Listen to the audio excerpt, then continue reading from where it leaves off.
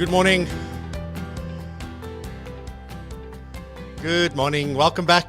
Tuesday. What a lovely day.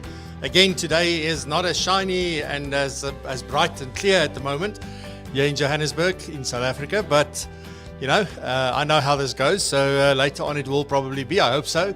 Although I did see there's a 70% chance for rain, believe that or not. So, just before you get confused, this is not the weather channel. This is Virtual Coffee with Francois. And today my guest is Potgieter, who's got a riveting tale, of what her life has been up to this point. So I'm really looking forward to getting into the conversation with her. So thank you to each and every one of you who is joining us live this morning. There's nothing better than attending live. So, if you are watching the recording, thank you very much. I do appreciate it. At the moment, the bulk of our viewers are watching the recording. But, if you can make it live for these shows, then it's just a different experience. You can be part of the conversation, share your opinions, connect with others live in the chats and all of that. So please try and do that if you can. It really just makes it so much better, in my opinion. But anyway, so good morning. I am really happy to be back this morning. Let me quickly see who has joined us so far. Kobus, good morning, Kobus. Lekker, 97 out of 97. Amazing. Denise, good morning. Very nice to have you with us. How is Cape Town? Malcolm, good morning. Nice to have both of you with us. Tinus Brits, hoe lyk die Vrystaat? Ek hoor is koud. So let me know. Chris Roo, my ou maat. Goeiemôre. Rizan, good morning. Thank you very much for joining us as well. Johan Vosloo, my friend, baie dankie. Welcome. Salome, goeiemôre. Good morning. Louis Jooste, good morning. Renee, nice to have you with us again. It's been a little while. Gatsiandi, nice to see you back. Carol, good morning. Welcome. This is going to be a good one. Yes, Mark down in Australia. Good morning, Mark. It feels like I can start to call you my friend. We must maybe connect and have a chat. Then I've got Daryl. Good morning, Daryl. Nice to see you in the house as well. Machteld, goeiemôre. Ek kan sien jy ken vir Amanda en dis die eerste keer teen dat jy hier is. So baie welkom. Goeiemôre. Wikus van der Walt. Good morning. Yes, this is your first your first session. Thank you very much for joining us. I appreciate it. And thanks for enduring all the WhatsApps that you received from me. So thank you for being here. Renata, good morning. Same. I don't know what that G means, but lekker koud, nee. Alrighty, so that's all the good mornings. Please remember to consider to subscribe to the channel. We're on 628. We're heading for 700 now, and then onwards to 1,000 subscribers. We've already made the 4,000 watch hours that we need on this channel. So we've got that. So at least in the next 6 months or so, we will just continue to go above what we need there.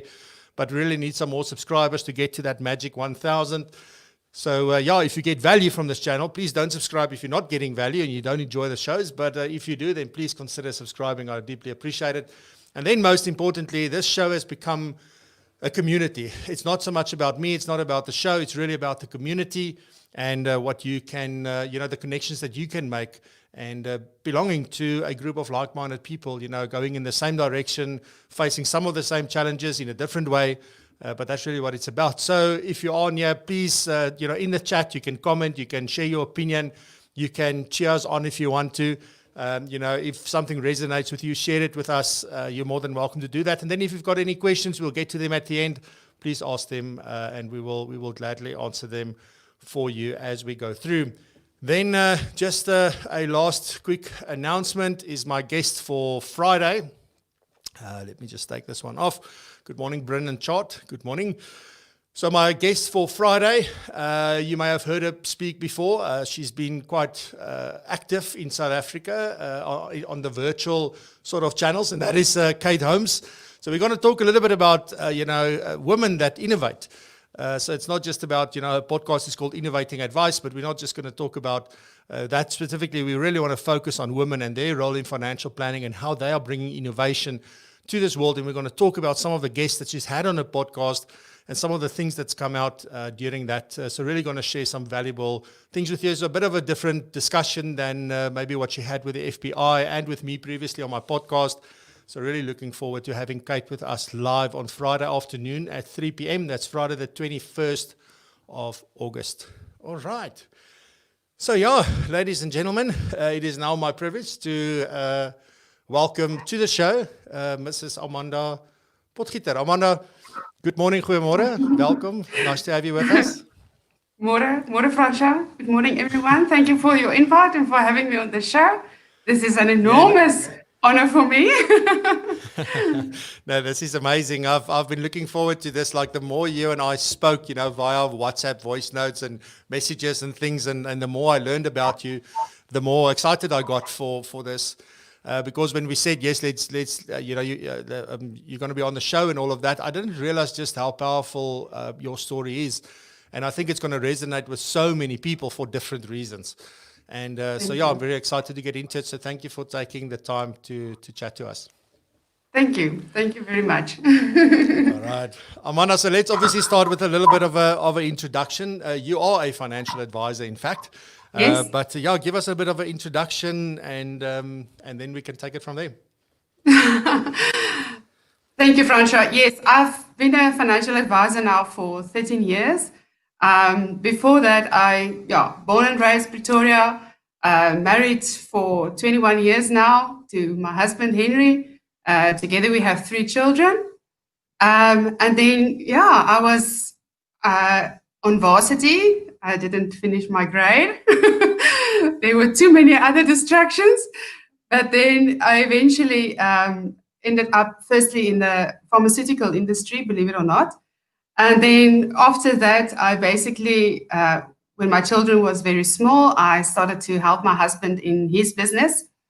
He's got a thatch roof business for about 2 years. And then I started in a company, 13 years ago, as a upcoming financial advisor, where I did all my studies and learning and everything through that. So that is basically how I became a financial advisor. I've been privileged to be guided through a very respected man in the industry that basically taught me everything I knew. And then my horizons just broadened quite recently, actually, where I became, where I started on my own. I met wonderful people in the industry that just opened so many other doors for me, and who actually became one of my silver sponsors, but we'll talk about that a bit later. Awesome. And so I just want to mention to you that I also didn't finish my studies after school. I was there for 6 months studying. So I was very brave. I wanted to study like programming. And the only thing back in 1994 that we knew about was obviously university. And then secondly, it was a BSc computer science degree, which if I knew what I know today, I would have finished it. But back in the day, I was so bored. And I thought, I want to learn to program. Why the hell are they teaching me about chemistry and physics and math? I could understand. But out of all the subjects I had, one was about computer programming. And 6 months later, I said, no, this is not going to do. So I just want to say, I only started studying at 29. So it's we all get there. Yes, I was actually very much planning to go overseas to do some backpacking in Europe with my friend. And my father back then just said, there's no way, sweetheart, you are going to go to varsity. And it was like, what do I study there? I want to see the world. And they put me through these tests and all these people that you see that determines, what are you good at. And I had to decide what to study, and eventually what came up was BCom Hotel and Tourism Management. And all this poor little girl from high school heard was tourism and hotel management. I just saw Dubai and white sands, and it just sounded idyllic.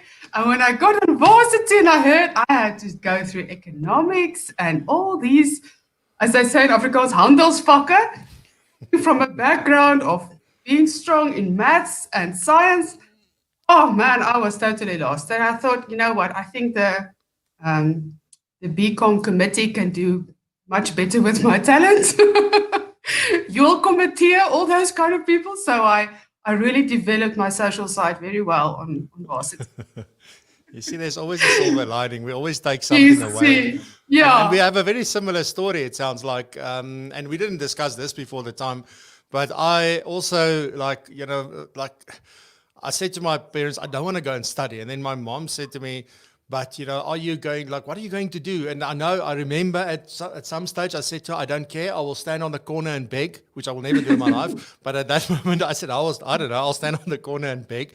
And I don't care. I just don't want to go and study. And eventually I did. I also did all these tests and all these things. But I just think, I mean, even way back then, the way that they teach in the education system back then already, was not what we wanted it to be.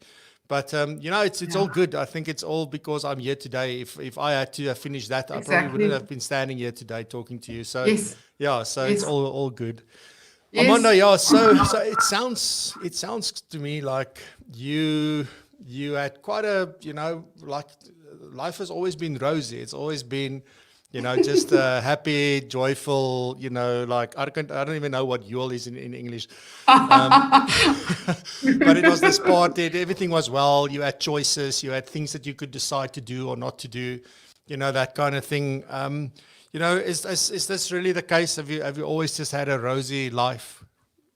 I'm very glad that you think my life was rosy. I think it was more like a stick in the ground with a lot of thorns on it. With just the thought of being a rose might have been just a rumor. No, Raja. I've been raised very well. My father was an advocate, so we didn't really have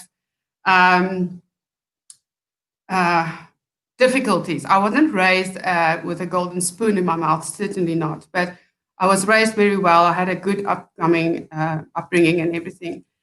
And as I said, I went to varsity, didn't finish. Eventually, my dad said, "Oh, please just go overseas. Just get that out of your system." And then I started to work in the pharmaceutical industry, and that's where I met my husband. So eventually, we got married, and we started a family, and then life happened, and we had to go through. It was about 11 years of extreme hardship with various things that happened. We were actually both retrenched from the place where we worked 5 days before we got married. Literally, on the Monday, wedding day, we both got retrenched. But I mean, back then you're young, you're ignorant, you're like, oh, that's no problem. We'll get that sorted out when we come back from honeymoon. And eventually, it was a cycle that started with a lot of, back and forth, in your work situations, because you're always last in, first out, that kind of scenario. And then, eventually it came to a point, to cut a long story short, where we basically lost everything. We started great business, everything, and it collapsed because of recession years, difficult years. There was a lot of factors. I don't want to bore you with all the details, but basically the end result was that we actually ended up in a caravan park. And to us, it was like I was still working in Midrand back then.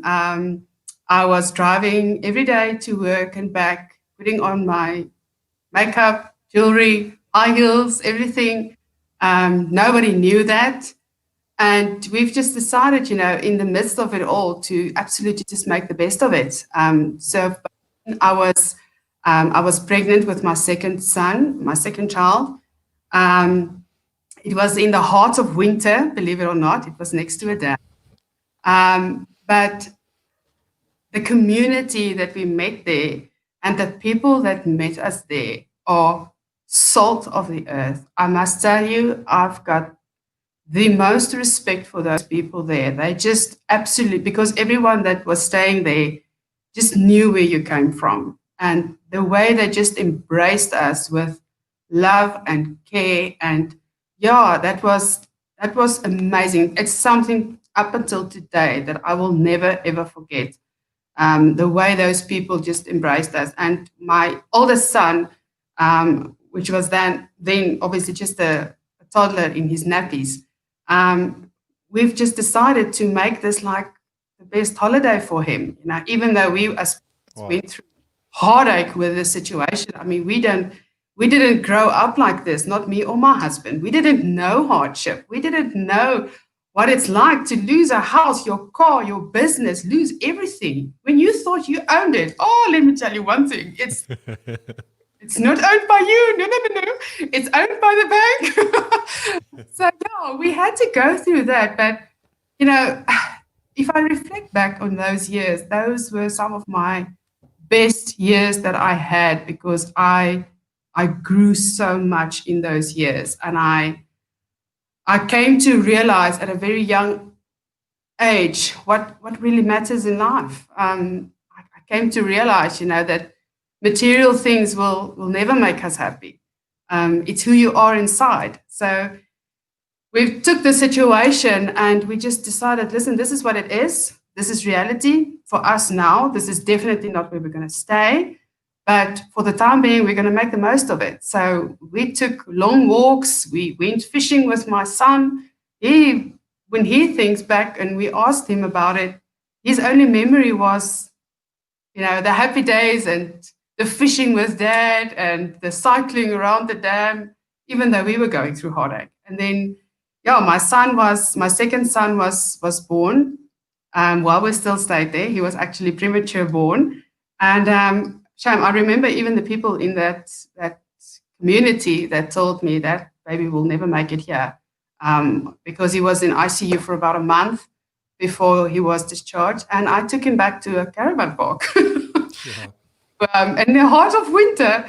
But there are ways and means that you deal with it. And I remember, even up until today, when people, especially when you meet new people and they invite you, I wonder if you were the type of, that will camp. I'm so like, if you've seen us camping, you'll know we've got this, man. We've been camping since our children were like just coming out of ICU. That's no problem for us to camp. Awesome. Amanda, so man, it's amazing, and it's still for me it comes back to. So it's about a decision that you make about how you're going to take this. Yes, was it lekker? No, it wasn't nice.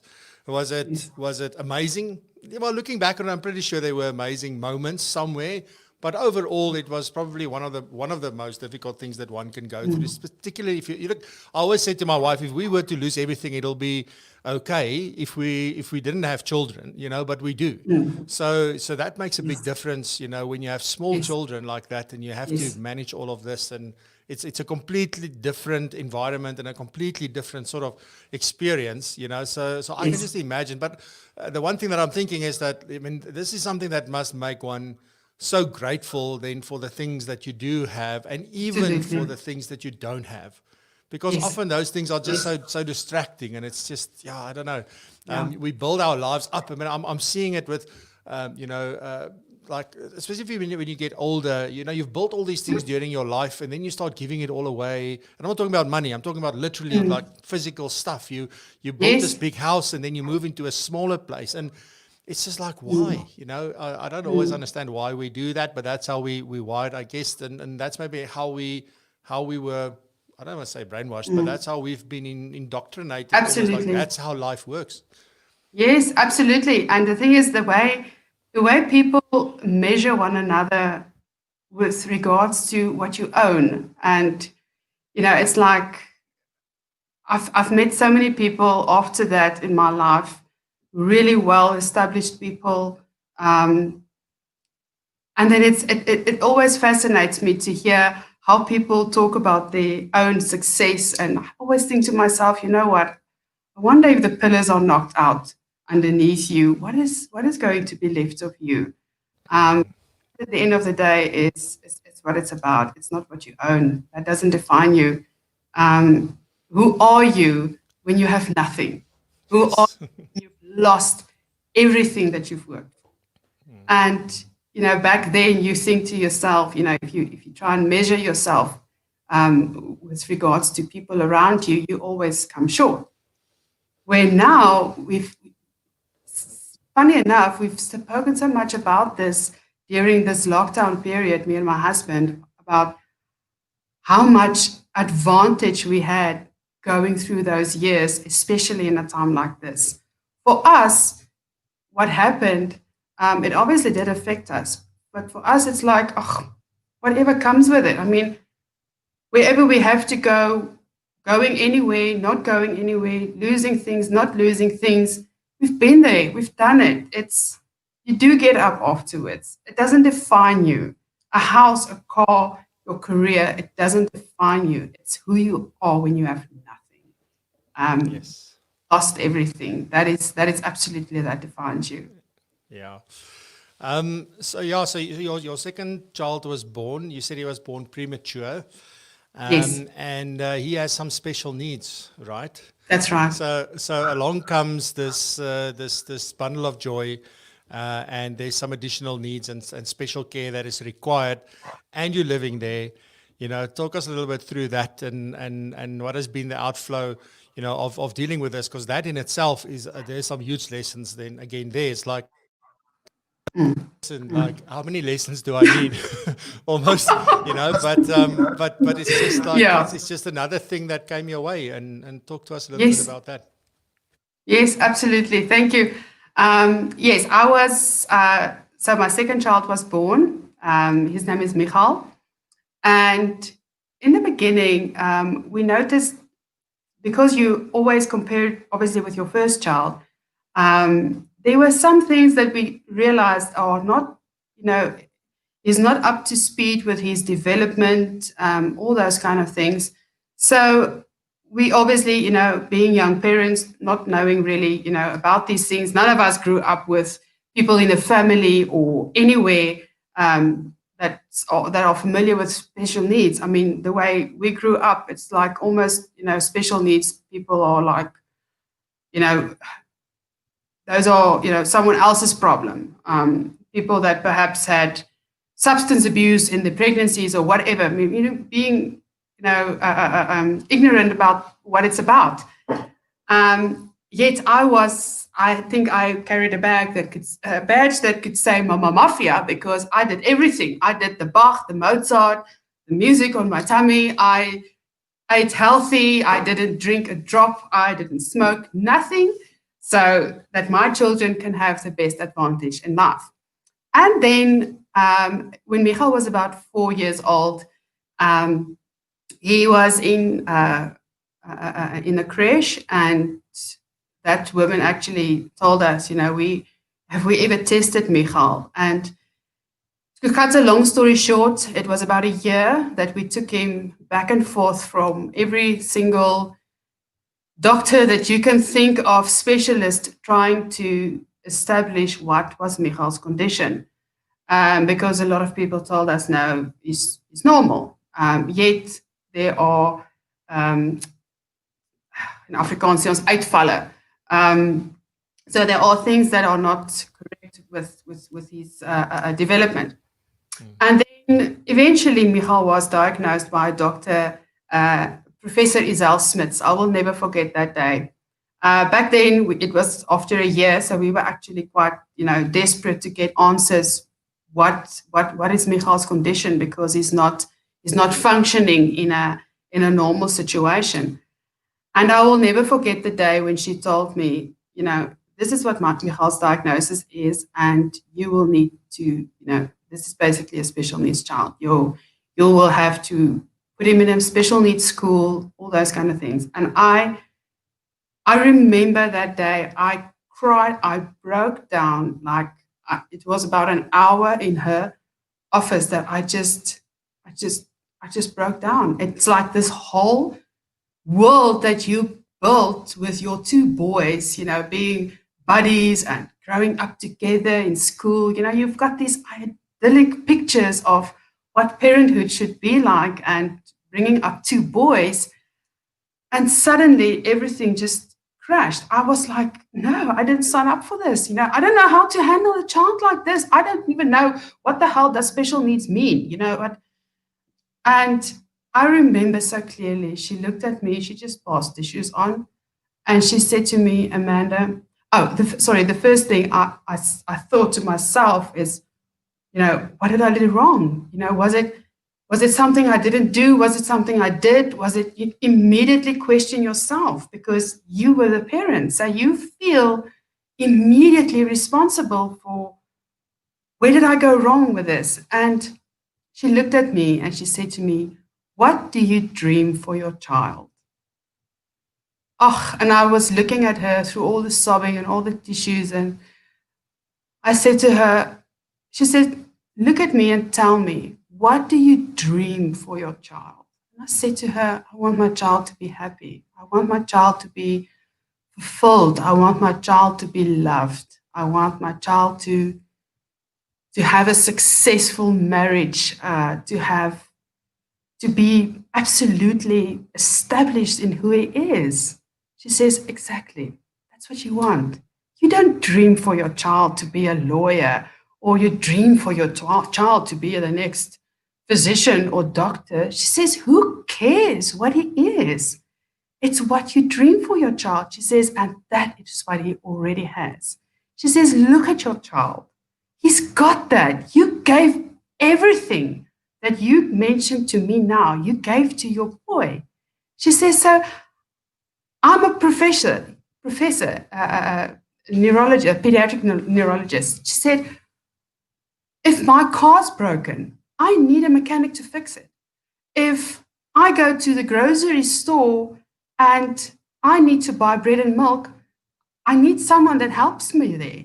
She said, if my children go to school, I need someone to teach them. She says, so who cares if your child has got 4 degrees or no degree, or the end result is, who do you want your child to be on the inside?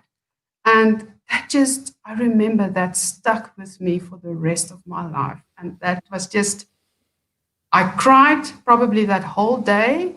And the next day I said, let's take this. Let's do this. This is what God gave me.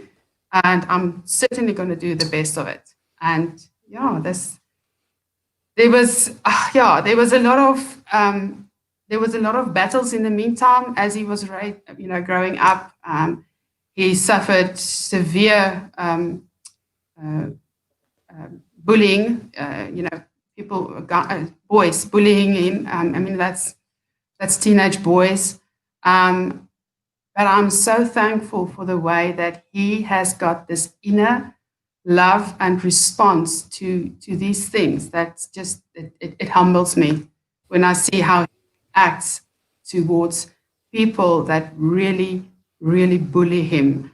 How he's just resilient in it, and how he just back. And yeah, it humbles me when I see how well he treats life, regardless of what he's going through. Yeah. Wow. And there's so many things in that. And often like these bullying and that kind of stuff, obviously we all go like, no, that's not right. But the problem starts with us as parents, because we don't raise children to understand when somebody's different, so they don't know how to act, so they're actually afraid and they don't know, and then that's sort of a natural. It's not because you raise them as a bully, it's just that we don't always teach them how to act and behave in around people, maybe, or different situations or that kind of thing.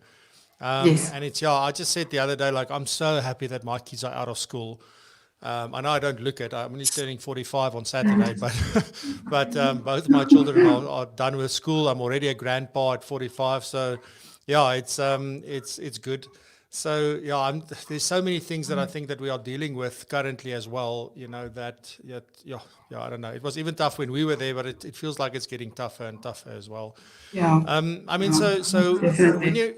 when you help him to deal with these kind of things, I know there's you started something called Barn Buddies, and I think it's got to do with horses or something. If Yes. my research doesn't fail me, which I Yes. often say, I hope the research is accurate. But tell us a little bit about that. What is Barn Buddies? Why did you start it? How did it come about? And yeah. Thank you. Yes, Barn Buddies. I had a very, as a child, I was absolutely in love with horses, never owning one. I nagged my husband so many times, and I think the poor man just got fed up with his wife and gave her a horse. So, yeah, we had horses, and then I realized how much and how big impact these horses have got on Michal.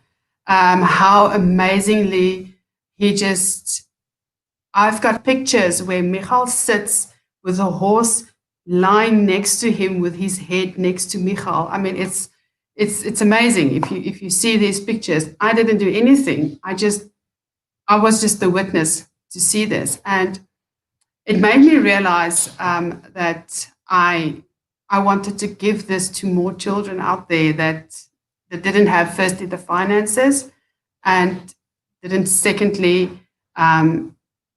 well, basically that's also special needs that need this. So I was really fortunate to be blessed with someone.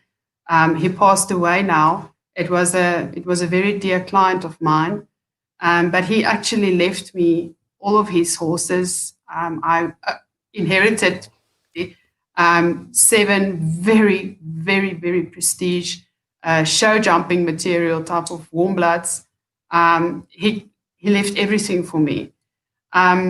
So I was so humbled by that I've decided to, I have to pay it forward.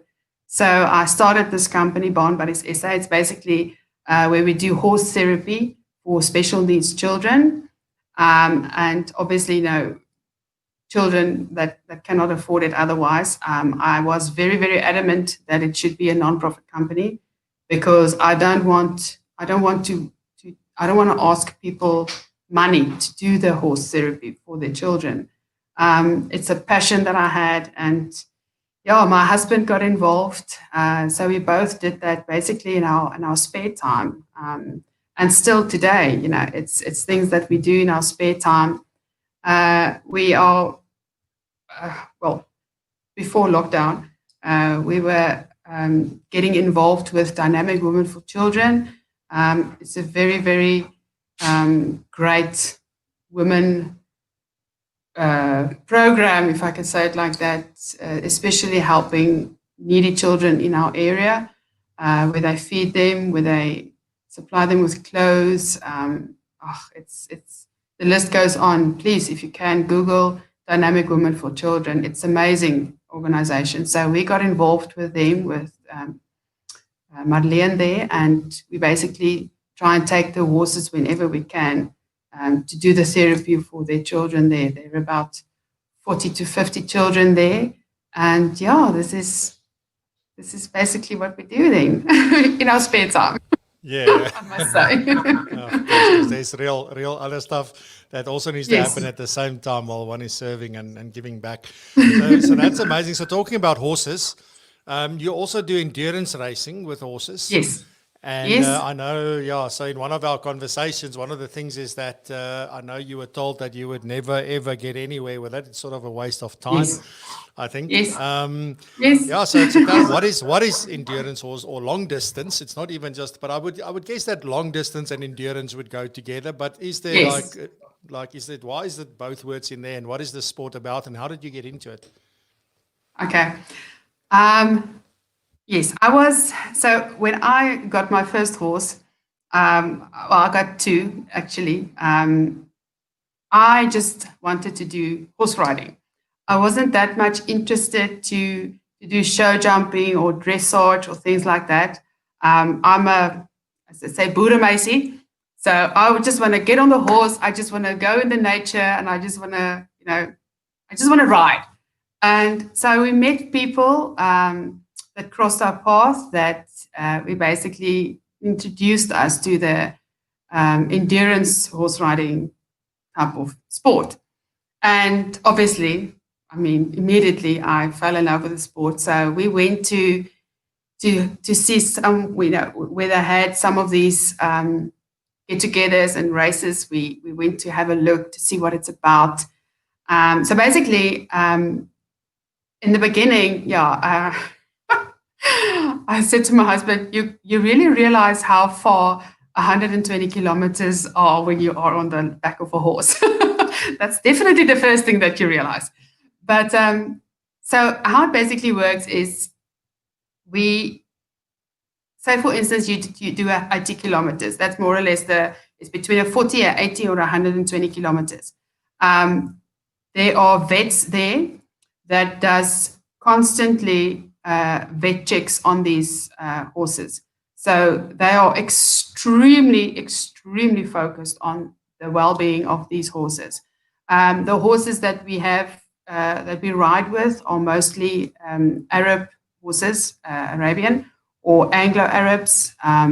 It's usually some sort of breed that's either crossbred with Arab or just purebred Arabs, because they are bred for the distance. They can do the distance.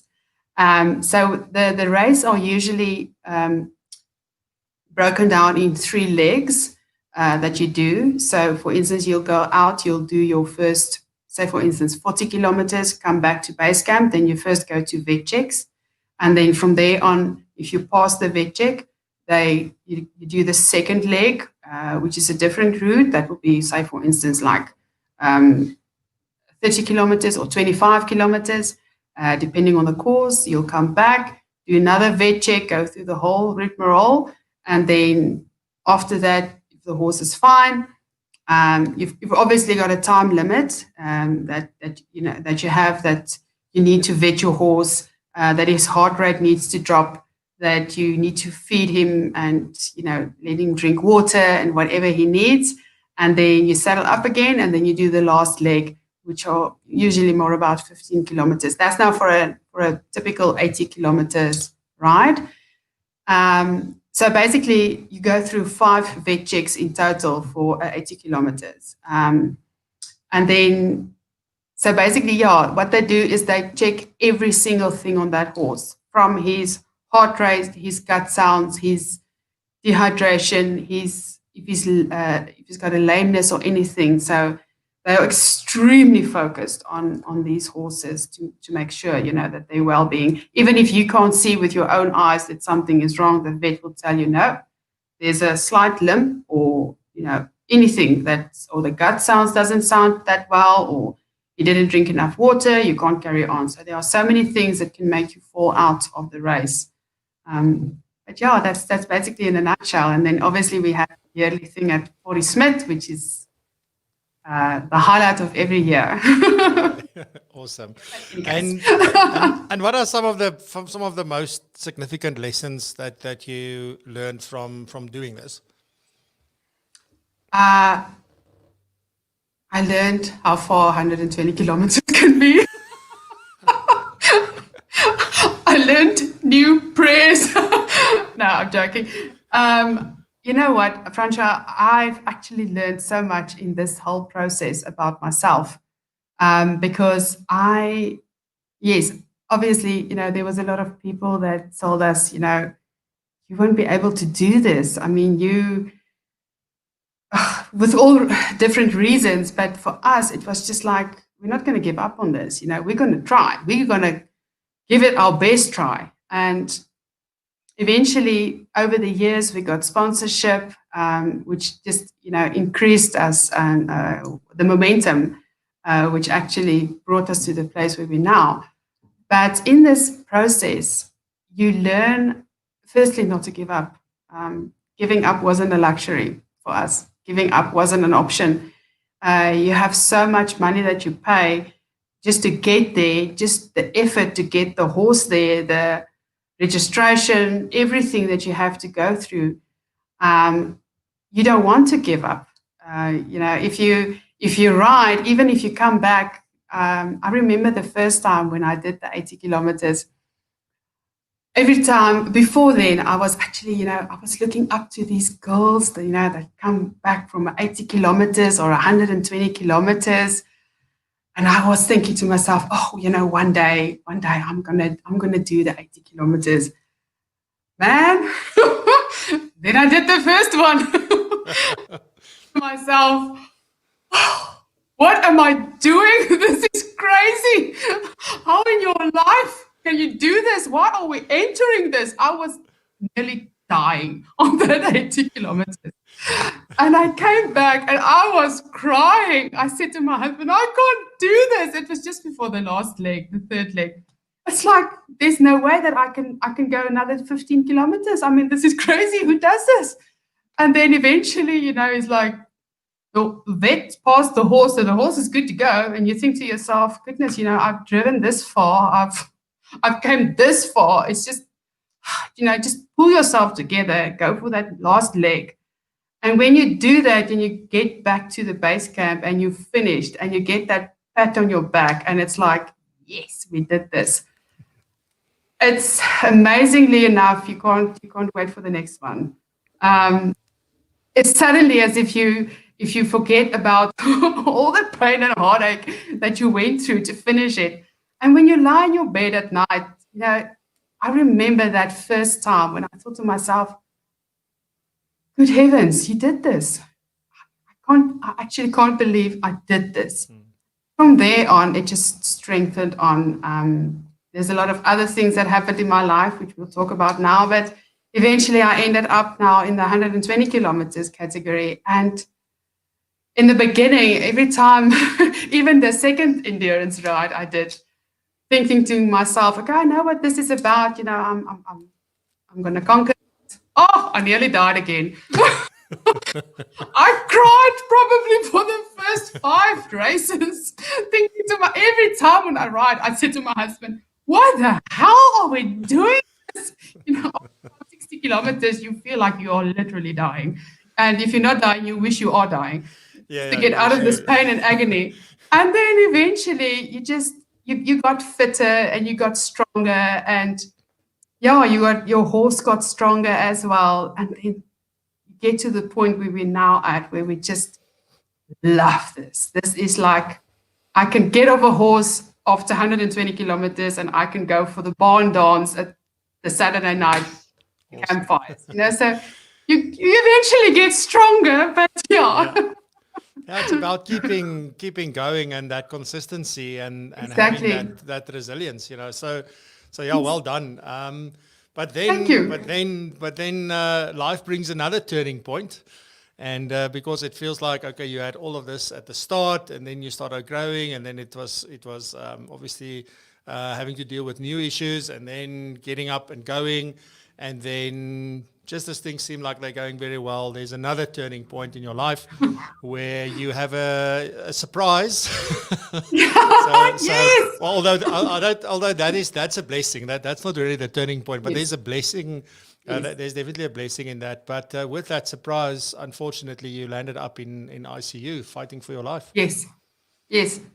What happened? I was actually still on an endurance race when, as I say, die oogies al gesit het when the eyes were this. But yes, I had some funny symptoms. It was 12 years since Michal was born. I was on contraceptives the whole time.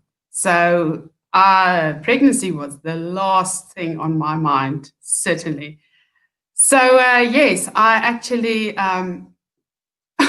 said to my husband at one point, I think I'm in early menopause. I am now 40. So maybe I'm one of those people that just goes to early menopause because there are really some funny things going on with me.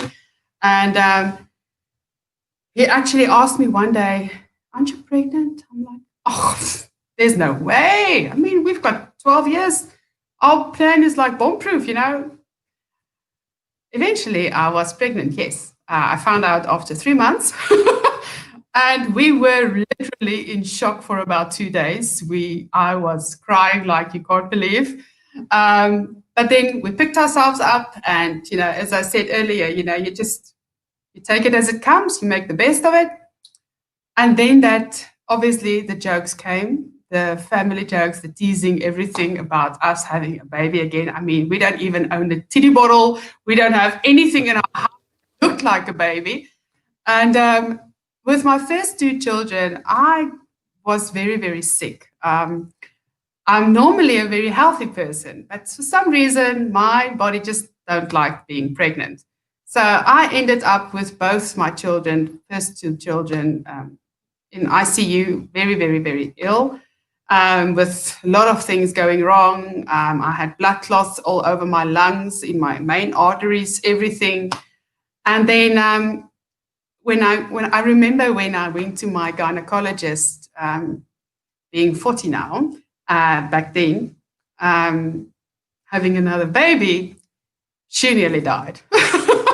I remember it was a new gynecologist because my previous gynecologist didn't even work at the hospital anymore.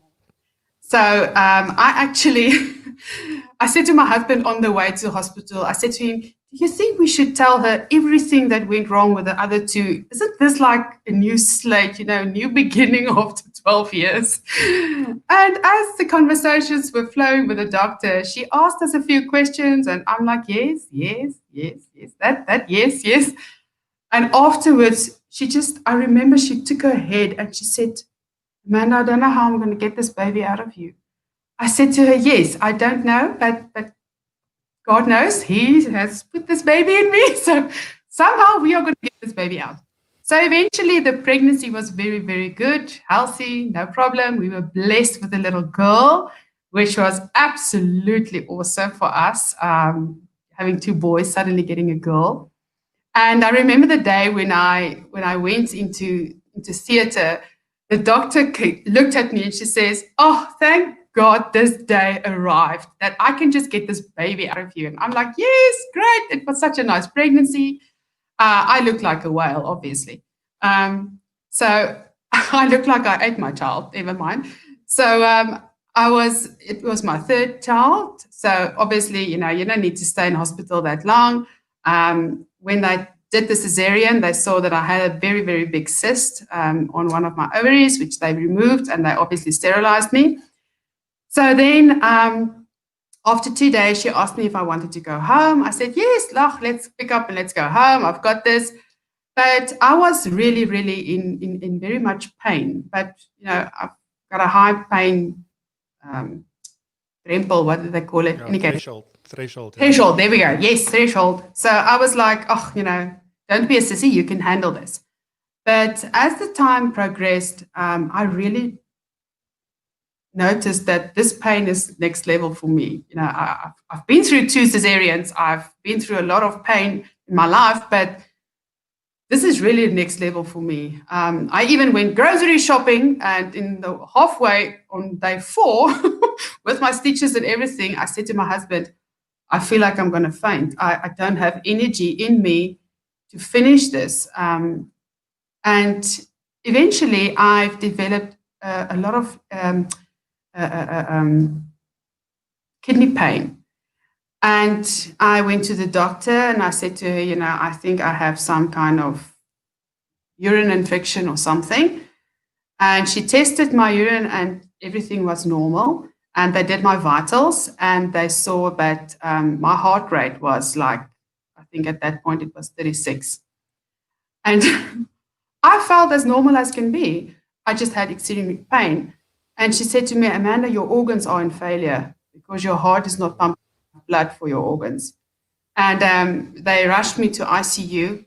Literally, I had to give over my baby just like that. I was still breastfeeding back then, but yeah, everything just stopped, and I was in ICU for 10 days. My heart rate eventually fell to 19 beats per minute, and all of my tests came back normal. They couldn't. I had a very good cardiologist and physician over, looking at me, and nobody could do a diagnosis. All my tests came back positive. The only problem is my heart was beating so slowly that my organs weren't getting enough blood. Yeah. I eventually, back then, I remember so many times, at night, the alarms going off that my heart rate is too low. And then they come and they like open your eyes to see if you're still alive. And I remember one night, it was like a turning point for me when I sent my husband a message, and it was like, it's as if I made peace with it, that I'm not going to leave this hotel, as if, leave this hotel. I just had that moment of peace that I thought to myself, you know what, if I have to die, there's nothing I can do about this. I don't think I'm going to survive this. The doctor didn't know if I was going to survive this, but because they didn't have a diagnosis really, they were just, keeping me on the machines and see what my heart does. And I remember in that hospital bed, how many times I reflected back on the things that I still wanted to do in my life. If you get to that point where you don't know if you're going to see the end of the week or the end of tomorrow, you kind of like reflect back on things that you think of, yes, I wanted to do this in my life and I still wanted to do that. And I remember the visions I had of really doing endurance riding on the next level, competitive level. I remember visions I had with my family, walking on the farm with our animals. Those kind of small things that you take for granted are the things that you think about. And yeah, eventually I was discharged after 10 days in ICU. I first went to a normal ward, and then my heart just healed. They don't know what it was. They don't know why it happened. My cardiologist said he thinks it was pure exhaustion because I'm very strong-minded, so I tend to forget about my body and just go where my mind wants to, and then ignore the signs. So I was a bit get myself with ice, as the doctors. And then, and then, so I was discharged without a diagnosis, without any. Up until today, thank God, I don't have heart problems. I don't have chronic medication or anything I need to take. And when I was discharged there, I just decided, you know what, I'm going to try and do whatever I can do for the time that I have here, because we never know when it's going to end. We don't know what it looks like. So, yeah. Yeah. And as part of that, I just, there's actually a few things that I wanted to add on to that, but I'm not going to do that. I'm just mindful of the time. But you also then after that went on and you conquered a massive weight loss of 36 kilograms. Yes. So yes. I just want to say, like, let's put it on record. I've got to conquer 50 kilograms, so maybe I should listen to what you have to say about that. But like literally, the only thing I do want to add about your previous, like, you've got no heart issues, you're healthy and all of that. Nothing. But please don't answer this question. But do underwriters believe you? That's okay. Let's leave it. You know what? I actually wrote a very long letter to the underwriter that did my policy to explain everything to them. I gave all the details, the doctor's details, everything to say, listen, this is what happened, but I don't have a diagnosis. I don't have chronic medication or anything. And they actually took me without any loading on my policy, nothing. Well done. But you are also very persuasive then. So let's just quickly, just quickly in brief summary, your weight loss journey, because that happened after this, right? Yes. Okay, so I have been struggling with weight, obviously, since my teenage years. I've picked up, obviously, weight, losing back and forth with pregnancies. After my last child, Amandri, I was really, very, very overweight. Obviously, being sick as well. And I think I ate for the whole team, and it looks like I ate my children. But I've decided to conquer this 1 kilo at a time. And I just made small goals for myself to say, if I can just get to next week and just get to next week. And if I could just get another one off, I wasn't looking at the big picture. I was just saying, listen, I need my passion and my drive was to get back on horses, to do the endurance riding. That was my motivation. And where I want to be and where I want to come with the horses, I need to be much less. Not really for the sake of the horse that much, but for your own sake. Because you can't believe how much 5 kilos can make on the back of a horse on 120 kilometers. It's enormous, the difference. So, yeah, I took it 1 kilo at a time, and it took me about a year, maybe a year and a half. And then, yeah, it was off, and that was now 4 years ago. So, yeah, and then my whole my whole take on the endurance riding obviously just increased from there on. I started riding competitive. I bought myself a very, very, very prestige purebred Arab mare, which is not advisable, by the way. If I thought horse, but if you get anybody that owns a horse and knows that what is a purebred Arab mare, like young Arab mare, she teaches me to ride, but she ignites me. She absolutely gives me a flush of adrenaline every time I get on her. I've never felt so many times off a horse than I did with that mare. But she gets me, I get her, and yeah, I know she can take me definitely to Springbok Colours, God willing. So awesome. that's basically, Yeah, because at the moment you are provincial level with this, right? I was actually it was something that would have happened this year before lockdown. I was on the provincial team for Smith, being the first one for me. And yeah, I had all the qualifying criteria. My name was on the list. So yeah, but we'll try it next year. No, lucky that's why there's a next year. So Yes. then you go on and you enter the Mrs. South Africa pageant. Almost said competition. It's not a competition. It's a pageant. I don't know much about these things, so please excuse me. Don't worry, I did it also. So why did you enter, and what has the experience been like thus far? Because it's still like Yes. Yeah. Yes. I had a friend that did this last year. So she basically encouraged me and convinced me to enter for this. I wasn't really into this at all. But she basically told me, Amanda, this is going to change your life forever. This is such an amazing women empowerment program. And so I entered not necessarily, for the crown. I was actually just entering for the journey. It was something I knew I needed at that point in my life. And what I've learned in the meantime was just such enormous value in my life. Firstly, I learned how to become a social media guru.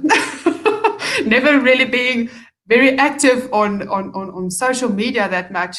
Goodness, I had to learn how to market myself as a brand, because you suddenly sit with all these sponsors that you have to advertise by contract on a weekly basis. So I think my poor followers have got like aching eyeballs if they see another bottle of shampoo or toothpaste from me. But this is what I have to do. I had to create a page for that. I had to be on Instagram. And but the way this thing taught me so many things about marketing yourself, about owning who you are, about being unapologetic, about who you are, what you've been through. It's such an amazing women empowerment program, and I would really recommend it for anybody that can do this. Mrs. South Africa. Remember, those are people that are married, women with children. So it's not really a beauty contest, as per se, as the majority might think it is. It is really a women empowerment program. It's about you, because if they can, I would always say, fix you or inspire you, you are going to do that to the ones next to you. It's going to flow you to the other people. And I also learned how to become a very shameless selfie taker. Unfortunately, in lockdown, hated selfies.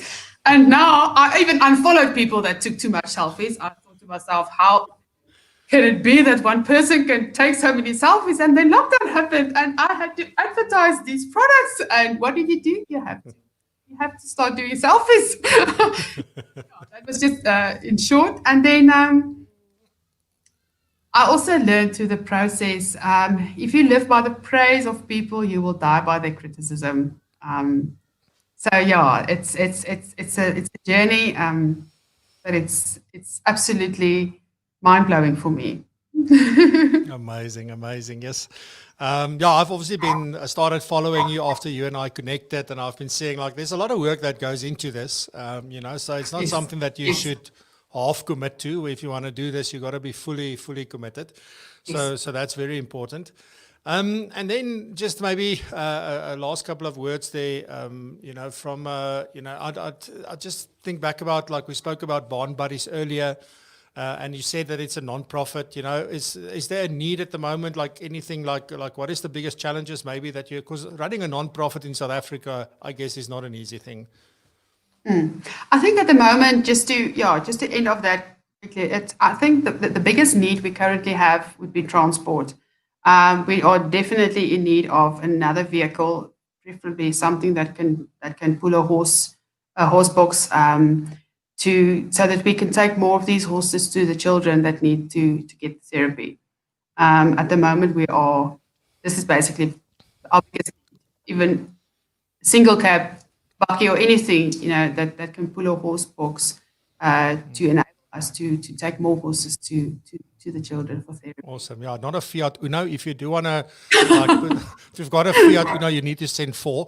But okay, no, awesome stuff. And then sort of, do you want to, is there any message that you want to give, to the audience and women in particular, because this is all about celebrating women and just to share the stories, because I think there are so many phenomenal stories out there. And, we always think that, most people have it easy. It's just me that has had this tough life and just nothing wants to go right for me. And again, it comes up over and over and over again for me. It's like, it's a choice. You can choose to stay there and then be happy with your choice. Okay, but don't choose to stay there and keep on complaining. That's sort of my whole mindset. Yes, but from your point, what is the message that you want to leave everybody with today? I think what I would like to leave, someone asked me, just to close off on the question where you asked, why I entered. I think it's because, with all my stories, I realized that women tend to resonate with you when you drowned in the same water that they swam in currently. And for me, I realized in the whole process, there's so much more that we can do, and there's so much more that we are able to do than what we think. If I would leave a message for women out there, I would say, set yourself stepping stones, small stepping stones to get to where you want to be. Don't give up on yourself. Go after your dreams. Never, ever listen to people telling you that you can't. I have so many people that told me I will never be able to lose the weight. I had so many people that told me I will never be able to do endurance riding at the level that I am. Never give up on your dreams, but don't look at the end result. Look at the next step. Just go for the next step. And just before you want to give up, just give it one more try. Just one more try. Embrace your inner warrior. This is a landmark here where we get to stand and call ourselves iconic in this year, and one of the most challenging years in history. Women should be brave, bold, beautiful, embrace all of their strengths, all of their flaws, being absolutely unapologetic. And if you look back, you'll see what you have accomplished. And the taste of victory is just, it's something that you can't measure in life. If you get a taste of victory in yourself and see what you can accomplish and what you can overcome, that is just something that money will never be able to buy you. Amazing stuff. Be proud of yourself. Be your own best friend. That's the last thing I can say. Be your own best friend. Don't be hard on yourself.